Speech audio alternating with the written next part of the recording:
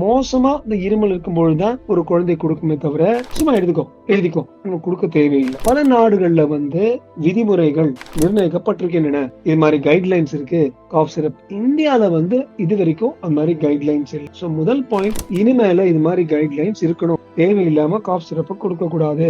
ரெண்டாவது, ஏன் இவ்வளவு குழந்தைங்க இறந்தாங்க? இது ஒரு விஷத்தினால. அந்த விஷம் பேரு என்ன? DEG, டை எத்திலீன் கிளைகால் என்கிற ஒரு விஷம். உங்களுடைய கார்ல பிரேக் ஃப்ளூயிட், பிரேக் சரியான குளிர்ல கூட பிரச்சனை இல்லாம அது இயங்குறதுக்கு யூஸ் பண்ற மெக்கானிக்கல் விஷயம் தான் அந்த டை எத்திலீன் கிளைகால். இது ஒரு பயங்கர விஷம்.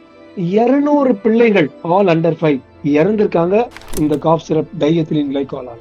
எங்கன்னு பாத்தீங்கன்னா கேம்பியாங்கிற ஒரு நாடு இருக்கு, பனாமா சவுத் அமெரிக்கால இருக்கு, நம்ம ஜம்மு காஷ்மீர்லயும் ஆல்ரெடி இது நடந்திருக்கு, கிர்கிஸ்தானும் கசக்ஸ்தான்லயும் பலர் இறந்துட்டாங்க. எல்லாமே குழந்தைங்க, எல்லாமே காஃப் சிரப், எல்லாமே டை எத்திலீன் கிளைகால்.